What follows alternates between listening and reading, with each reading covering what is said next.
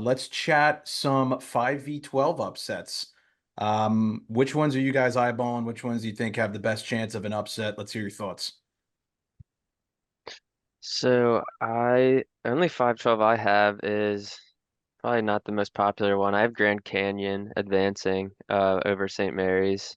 And I know St. Mary's is a solid program. They had a good year, but I was looking at Grand Canyon's like schedule and they had a pretty tough out of conference schedule and I saw they beat San Diego State, who was in the Final Four last year. So and they have great offense, so I picked Grand Canyon to advance there. But I think the two like popular ones that everyone, obviously JMU, I think out of like the millions of brackets people submit, I feel like JMU might be the more popular pick there. But and I would agree, but Wisconsin has what played really well in the Big Ten tournament over the weekend, and I think they got some mojo back on offense there, so.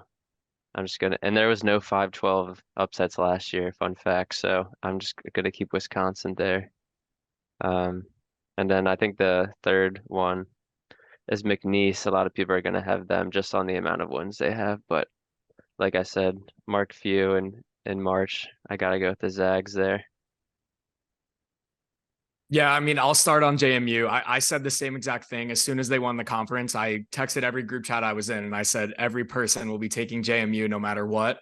I actually am going to go that way. I usually do fade the public, but I won't here. I think Wisconsin could be in some trouble. I think that they got away with a win against Purdue, which was pretty cool, losing 3 players to fouls against Edie. They have 2 NBA players in Terrence Edwards and TJ Bickerstaff that are both really, really good. I think Wisconsin relies on AJ Storr like a little bit too much late in shot clocks. And then I think just from a numbers perspective, JMU actually shoots the three at the 33% best rate in the country. And Wisconsin's number 346 in the country at defending the three. So I think if JMU can come out, and I mean, this is what we see with mid majors, right? Like they come out hot, crowd gets into it, and then all of a sudden a boring offense like Wisconsin can't get going again. So I think that's why I'm pretty high on JMU. I wouldn't be shocked if they beat Wisconsin and then Duke as well.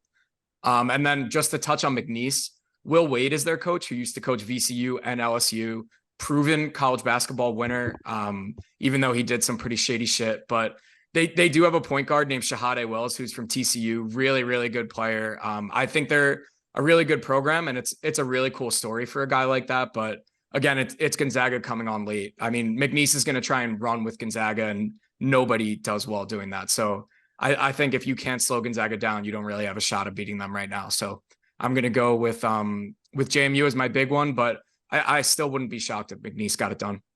I think the big reason why we all love the 5-12 matchup so much is it's a perfect mix of like, I want the upset to happen. If I'm betting on it, this is my best bang for the buck between what I'm going to get in return and actual likelihood that this is going to hit.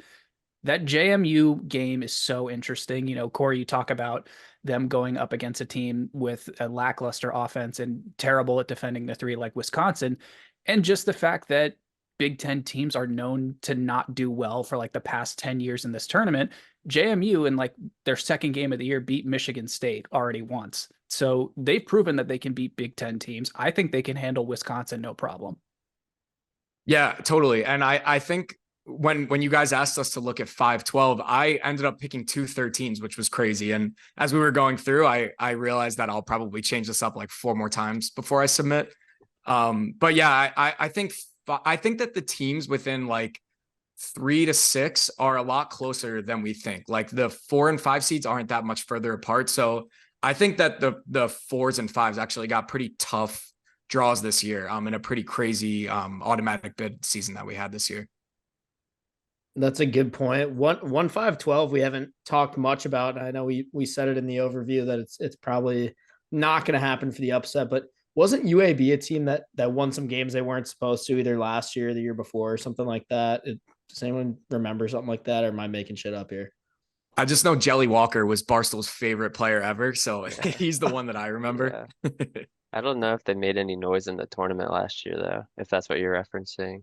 I thought I remember them winning like either 2 years ago or 1 year ago against somebody, but perhaps not. Either way, that San Diego State team is definitely dangerous. So Yeah, and it's pretty interesting that they put 3 Final Four teams from last year in the same little bubble there. Yeah. They're definitely different teams this year. Like I'm pretty Yeah. down on FAU and SDSU, but Me it seems too. like there was a narrative that was put together. I feel Yeah. like that if anything, SDSU and FAU were kind of overseeded just based on like what they did in the tournament last Mm. year. I definitely didn't see FAU being an 8 seed. I thought they were like more on the bubble, honestly. Yeah, I totally agree. Yeah. When they lost, I thought that they were easy out, and I mean, I'll keep talking about it, but the fact that St. John's didn't get in over any of these Yeah. teams in That is conferences is brutal. crazy. Yeah, it is crazy. Yeah.